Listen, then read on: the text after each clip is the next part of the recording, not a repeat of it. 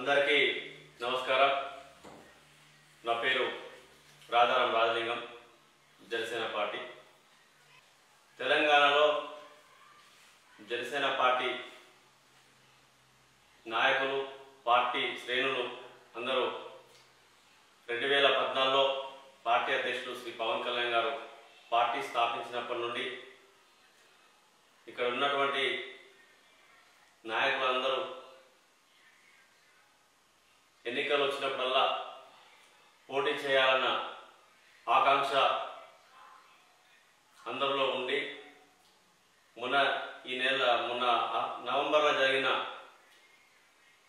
November 30 జరిగిన ఎన్నికలలో తెలంగాణలో పోటీ చేయాలన్న ఆకాంక్షలో భాగంగా పార్టీ అధ్యక్షుడు శ్రీ పవన్ కళ్యాణ్ గారిని ఇక్కడ ఉన్నటువంటి నాయకులందరం కలిసి మాట్లాడి ఒప్పించి ఇక్కడ పోటీ చేయడం జరిగింది. అందులో భాగంగా బీజేపీ ఎన్డీఏలో భాగస్వామ్యం ఉన్నందువల్ల బీజేపీ పార్టీతో పొత్తులో వెళ్ళి 8 నియోజకవర్గాల్లో జనసేన పార్టీ తరఫున అభ్యర్థులు నిలబెట్టి పోటీ చేయడం జరిగింది. ఇక గత 3వ తారీఖు రోజున వచ్చినటువంటి ఫలితాలు మాకు నిరాశ చెందించినప్పటికీ జనసేన పార్టీకి ఆహ్వానించి స్వాగతం పలికి ఓట్లేసిన ఓటర్ మహాశయులందరికీ కూడా జనసేన పార్టీ తెలంగాణ అందరి నాయకుల తరఫున హృదయపూర్వక ధన్యవాదాలు. ఇకపోతే ఆ రిజల్ట్ వచ్చినాక సోషల్ మీడియాలో, అది ముఖ్యంగా ఆంధ్రప్రదేశ్ వైఎస్ఆర్సీపీ పార్టీ నాయకులు, మరి అదేవిధంగా మొన్న ఈ మధ్య ఏపీ ముఖ్యమంత్రి జగన్ గారు ఒక స్థాయిలో ఉండి, ఒక సీఎం హోదాలో ఉండి ఆయన మాట్లాడడం కూడా బాధాకరం.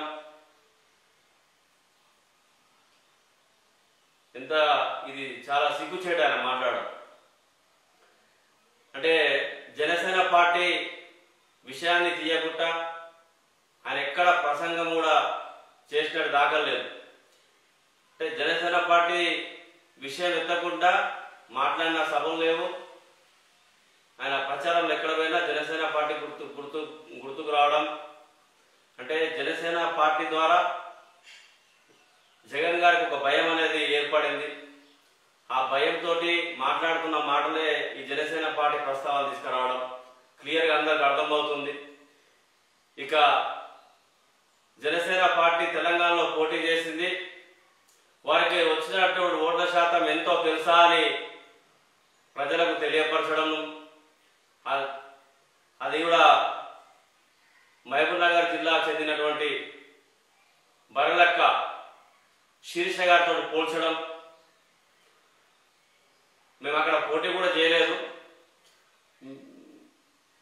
ఆ యొక్క నియోజకవర్గాల్లో జనసేన పార్టీ పోటీ చేయలేదు. మేము వేసింది 8 నియోజకవర్గాల్లో పోటీ చేసినాము. అంటే ఇక్కడ మీరు బరలెక్కను మీరు అంటే ఇతర పార్టీల కన్నా తక్కువ వచ్చినాయని విమర్శిస్తున్నారు కదా. ఆమెను కూడా మీరు ఇది అంటే దాని వెనుక సారాంశం ఏంటి? మీరు ఆమె విమర్శిస్తున్నారు. మేము విమర్శించే పార్టీ జనసేన పార్టీ కాదు. బరలక్క చదువుకొని ఉద్యోగం రీత్యా ఎన్నో అవకాశాలను ఎదురు చూసినప్పటికీ రాకపోయేసరికి ఆమె అసెంబ్లీలో గెలిచి ఆమె గలమెత్తి ఏదైతే జరుగుతున్నటువంటి తెలంగాణలో జరుగుతున్నటువంటి అన్యాయాల మీద ప్రశ్నించాలని ఒక ప్రయత్నం చేసింది. వారిని మేము ఆమెను జనసేన పార్టీ తరఫున గౌరవిస్తున్నాము. అలా మహిళలు కూడా ముందుకు రావడం చాలా సంతోషకరమైన విషయం. జనసేన పార్టీ కూడా తెలంగాణలో అణగారిన వర్గాలను గుర్తించి ఓయి ఉన్న విద్యార్థులను, అదేవిధంగా కింది స్థాయి మధ్యతరగతి కుటుంబ నుంచి వచ్చినట్టు వాళ్ళను వారికి అవకాశం ఇచ్చి శ్రీ పవన్ కళ్యాణ్ గారు ఆ అభ్యర్థులను నిలబెట్టడం జరిగింది. వారికి వచ్చినటువంటి ఓట్ల శాతం తక్కువైనప్పటికీ మేము దాన్ని స్వాగతిస్తూనే రాబోయే రోజుల్లో మేము దాని మీద సమీక్ష జరుపుకొని ఆల్రెడీ సమీక్షించుకున్నాం. ఇంకా రాబోయే రోజుల్లో ఇంకా జనసేన పార్టీని తెలంగాణలో మరింత బలోపేతం చేసే దిశలో మేము పార్టీని తీసుకెళ్తాం. మీరు ఎవరైతే విమర్శిస్తున్నారో వైఎస్ఆర్సీపీ పార్టీ నాయకులు కానీ అదేవిధంగా ఇంకా కొంతమంది తెలంగాణ నుంచి కూడా మాట్లాడే వాళ్ళు ఎవరైనా ఉన్నప్పటికీ వారందరినీ మాటలను తీవ్రంగా మేము ఖండిస్తున్నాం. ఇకపోతే వైఎస్ఆర్ పార్టీ అయిన జగన్మోహన్ రెడ్డి గారు 2014లో ఇక్కడ తెలంగాణలో పోటీ చేయడం జరిగింది. వారికి కూడా నేను కొన్ని వివరిస్తాను. కొన్ని నియోజకవర్గాలు అంటే వాళ్ళకన్నా మేము చాలా బెటర్ అన్నది కూడా ప్రజల దృష్టికి తీసుకురావాలని